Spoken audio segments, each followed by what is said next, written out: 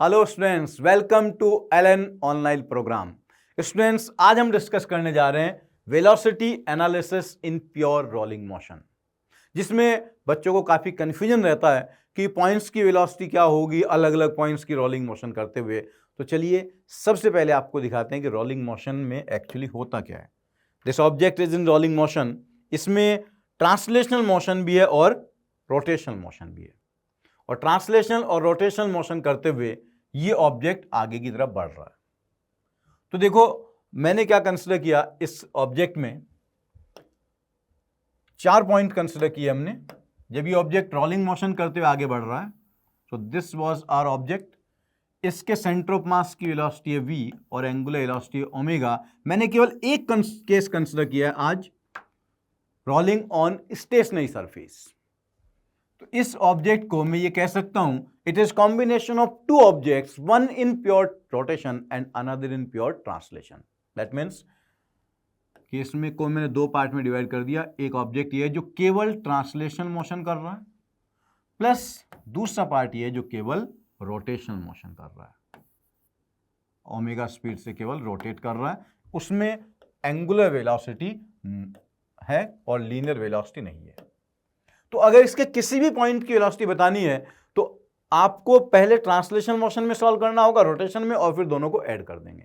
If I consider here any general point P, so velocity of point P, उसका आप ऐसे लिख सकते हो, velocity due to translation plus velocity due to rotation. That means velocity of centre of mass plus velocity with respect to centre of mass. अब उस P point की अगर बात की जाए तो आप देखिए, ट्रांसलेशन के कारण ये V से आगे जा रहा होगा और वहां पर सेंटर ऑफ मास फिक्स हो गया, बॉडी केवल घूम रही है। तो रोटेशन के कारण ये r ओमेगा स्पीड से ऊपर जा रहा होगा। तो इस P पॉइंट की जो वेलोसिटी होगी वो आ जाएगी अंडर रूट ऑफ, मैग्नीट्यूड लिख रहा हूं मैं, v square plus r omega का whole square. Now since it is in pure rolling motion, क्योंकि प्योर रोलिंग मोशन कर रहा है, तो पॉइंट ऑफ कांटेक्ट इसकी नेट वेलोसिटी 0 होनी चाहिए। ट्रांसलेशन के कारण आगे है, रोटेशन के कारण पीछे r ओमेगा। तो इस पॉइंट की नेट वेलोसिटी 0 होने के लिए v कितना होगा, r ओमेगा। तो ये वेलोसिटी आ गई v अंडर रूट 2, राइट। अब आप एक चीज बताओ, किसी भी पॉइंट की वेलोसिटी आप पहले तो ऐसे सॉल्व कर सकते हो, जैसे हाईएस्ट पॉइंट की बतानी है तो हाईएस्ट पॉइंट पर ट्रांसलेशन के कारण आगे v होगा, रोटेशन के कारण आगे r ओमेगा होगा। v और r ओमेगा दोनों इक्वल है, तो इसकी स्पीड हो जाएगी 2v। नाउ इमेजिन कि जो पॉइंट ग्राउंड के कांटेक्ट में उसकी वेलोसिटी 0 है और जो पॉइंट हाईएस्ट पॉइंट है उसकी वेलोसिटी 2v है।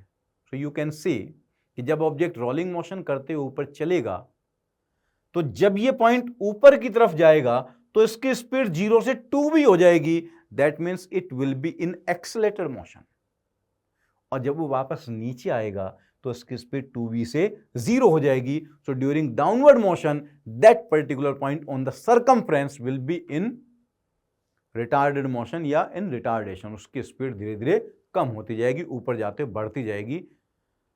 तो इसको एनिमेशन में मैं आपको दिखाता हूं। देखिए, यहां पर एक रोलिंग ऑब्जेक्ट है और ये रोलिंग करते हुए जब आगे चलेगा तो अब इस पॉइंट ऑफ कांटेक्ट पर ध्यान दें, तो पॉइंट ऑफ कांटेक्ट कुछ इस तरीके से जा रहा है। अब ये ऊपर चला गया। Every point is not moving in circular motion.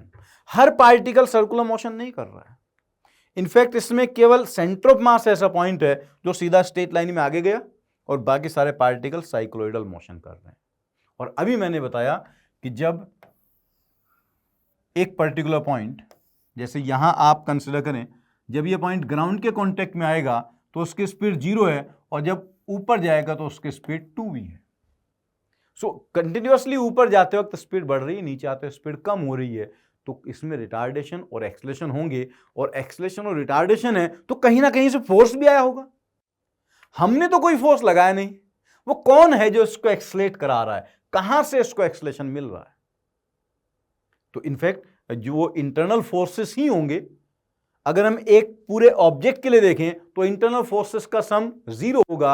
Now if I consider a single particle, केवल एक पार्टिकल कंसिडर करता हूं, तो ये पार्टिकल ही मेरा सिस्टम है, तो बाकी पार्टिकल्स इस पर जो फोर्स लगा रहे होंगे वो ऑब्जेक्ट के लिए इंटरनल है, लेकिन उस पार्टिकल के तो एक्सटर्नल ही है ना।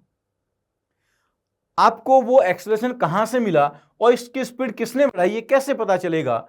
देखिए, जब ये कंबाइंड मोशन में है तो इसका ट्रांसलेशन हो रहा है v स्पीड से और ओमेगा एंगुलर स्पीड से ये रोटेट कर रहा है।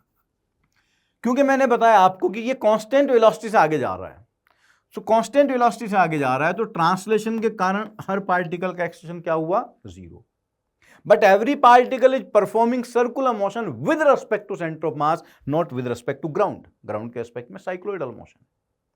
और अगर हर पार्टिकल सेंटर ऑफ मास के रिस्पेक्ट में सर्कुलर मोशन कर रहा है, so with respect to centre of mass और due to rotation, acceleration of every particle will be directed towards center of mass and its magnitude will be r omega square, or you can say v square by r, क्योंकि v equals to r omega।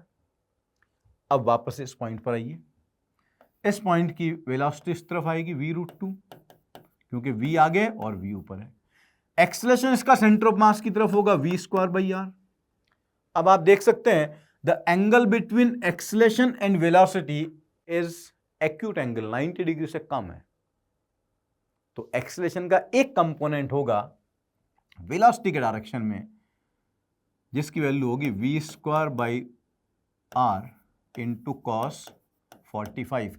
एक इसके perpendicular होगा जिसकी value होगी v square by r sine 45। अगर आप ध्यान से देखें तो वेलोसिटी एक्सेलरेशन का जो कंपोनेंट वेलोसिटी के डायरेक्शन में है, that component is called tangential acceleration, जिसको हम कहते हैं rate of change of speed. और जो एक्सेलरेशन इसके परपेंडिकुलर है, it becomes radial acceleration. Radial acceleration क्या करता है? वो केवल वेलोसिटी के डायरेक्शन को चेंज करता है, और टेंजेंशियल एक्सेलरेशन केवल मैग्नीट्यूड को चेंज करता है। तो जैसे जैसे पार्टिकल ऊपर जा रहा है, अभी वो ग्राउंड के कांटेक्ट में था, ग्राउंड के कांटेक्ट से जब हाईएस्ट पॉइंट पर पहुंचेगा, यहां पहुंचकर स्पीड v हो गई और अलग अलग पॉइंट पर वेलोसिटी का डायरेक्शन अलग अलग था। तो ऊपर जाते वक्त मैग्नीट्यूड भी चेंज हो रहा है और वेलोसिटी भी चेंज हो रही है। एक्सेलरेशन कहीं बाहर से नहीं आ रहा है, एक सिंगल पार्टिकल पर बाकी पार्टिकल फोर्सेस लगा रहे होंगे, जिसके कारण उसको ये एक्सेलरेशन सेंटर की तरफ मिला। एक्सेलरेशन सेंटर की तरफ तो है, लेकिन वो पूरा का पूरा सेंट्रीपिटल नहीं है, क्योंकि वो पूरा एक्सेलरेशन इसकी नेट वेलोसिटी के परपेंडिकुलर नहीं है। So here you can say that rate of change of speed dv by dt is v square by r cos 45, that is v square by √2r. You can write it like this also, dv vector by dt of this point P. और अगर आपको बताना है centripetal acceleration या radial acceleration, तो वो होगा v square by r sine 45, that is v square by r√2। अब आप ये भी बता सकते हैं, अगर पीछे वाली स्लाइड में देखें, कि यहां जो पॉइंट था इस तरफ कहीं, वो इधर चला था v√2 से 45 डिग्री पर। ये पार्टिकल सर्कुलर मोशन नहीं कर रहा है, साइक्लोइडल मोशन कर रहा है। तो इस पॉइंट पर आप पार्टिकल के पाथ का रेडियस ऑफ कर्वेचर भी सॉल्व कर सकते हैं by applying the equation of centripetal acceleration. Centripetal acceleration क्या होता है? स्पीड का square divided by radius of curvature. So speed कितना है उसका? v√2 रख दो वैल्यू, v√2 का whole square divided by radius of curvature. तो देखिए इसमें से v स्क्वायर तो कैंसिल हो जाएगा और वहां बनेगा 2, तो उस पॉइंट का रेडियस ऑफ कर्वेचर क्या होगा? 2√2r। वो पार्टिकल एक्चुअली r रेडियस के सर्कल पर नहीं घूम रहा है, 2√2r रेडियस के कर्व पर उस मोमेंट पर चल रहा है। अगले मोमेंट पर रेडियस ऑफ कर्वेचर बदल जाएगा, हर मोमेंट पर रेडियस ऑफ कर्वेचर चेंज हो रहा होगा। That's why with respect to ground the motion of particle is not circular, it is cycloidal. और अगर आप सेंटर ऑफ मास के रेस्पेक्ट में देखेंगे, तो सेंटर ऑफ मास के रेस्पेक्ट में तो पार्टिकल केवल सर्कल पर ही घूम रहा होगा और उसका रेडियस हमेशा r ही रहेगा। सो आई होप कि प्योर रोलिंग मोशन में वेलोसिटी किस तरीके से चेंज होती है, नीचे से ऊपर जाते स्पीड बढ़ रही है, ऊपर से नीचे आते स्पीड घट रही है, वो सब एक्सेलरेशन रिटार्डेशन कहाँ से मिल रहे हैं, ये पॉइंट आपको समझ में आ गया होगा। जब पार्टिकल नीचे की तरफ आएगा, इसकी एक वेलोसिटी इधर होगी, एक आगे होगी, तो v√2 आगे की तरफ होगा और एक्सेलरेशन इधर होगा v स्क्वायर बाई r। दोनों के बीच में ऑब्ट्यूज एंगल है। ऑब्ट्यूज एंगल होता है तो स्पीड डिक्रीज होती है, क्योंकि अब इस एक्सेलरेशन कंपोनेंट वेलोसिटी के अपोजिट आएगा, जो टेंजेंशियल रिटार्डेशन देगा। और जब वो यहां पर है तो स्पीड v√2 45 डिग्री पर, एक्सेलरेशन v²/r सेंटर की तरफ।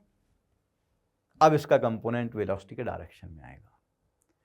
This is the cause of change in magnitude and direction of velocity of any general particle in pure rolling motion. I am sure कि अब आपको ये कॉन्सेप्ट बहुत क्रिस्टल क्लियर हो गया होगा। ऐसे ही कॉन्सेप्ट देखते रहने के लिए आप देखते रहिए LN online program. Thank you very much.